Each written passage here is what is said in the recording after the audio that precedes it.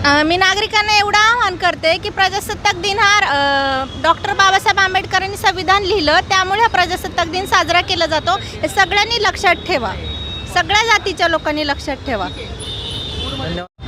तर एकंदरीत काय भावना ते कलाकार म्हणून, एक नागरिक म्हणून, की हे संविधान हे बाबासाहेब आंबेडकरांनी लिहिलेलं आहे आणि त्यामुळे आपला म्हणजे हा देश आहे तेव्हा म्हणजे इंग्रजांकडून आपल्या ताब्यात आला आणि तेव्हा हा प्रजासत्ताक दिन साजरा होतो. तर हे सगळ्यांनी लक्षात ठेवावं आणि संविधान हे बाबासाहेबांनी सगळ्यांसाठी लिहिलेलं आहे हेही लक्षात ठेवावं. एका जातीसाठी लिहिलेलं नाही आहे, सगळ्यांसाठी केलेलं आहे. जगातली सगळ्यात मोठी लोकशाही म्हणून भारताची ओळख आहे. हो, भारताची ओळख आहे. काय वाटतं त्याबद्दल आपल्याला? पण तुम्ही जगताना जाणवते का रोज?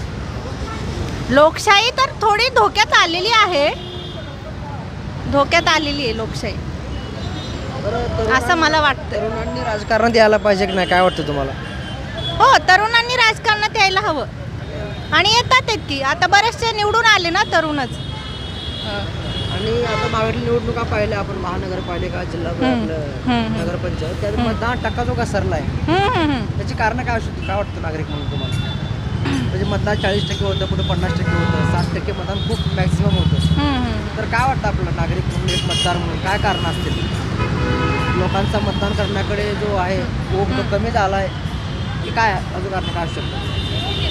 मला एक म्हणायचं आहे की लोकांच्या काही काही म्हणजे असे प्रॉब्लेम्सही असतात, तेही सॉल्व झाले पाहिजे. म्हणजे आता रस्त्यांवर खड्डे असतात किंवा बऱ्याच गोष्टी असतात ज्या नाही का, त्याही झाल्या पाहिजे. तेव्हा लोक मतं देतील ना, प्रॉपर सगळे कामच केली पाहिजेत ना लोकांची. आज आमच्या माध्यमातून तरुणांना काय आवाहन कराल तुम्ही, किंवा नागरिकांना काय आवाहन कराल? मी नागरिकांना एवढं आवाहन करते की प्रजासत्ताक दिन हा डॉक्टर बाबासाहेब आंबेडकरांनी संविधान लिहिलं, त्यामुळे हा प्रजासत्ताक दिन साजरा केला जातो. हे सगळ्यांनी लक्षात ठेवा, सगळ्या जातीच्या लोकांनी लक्षात ठेवा.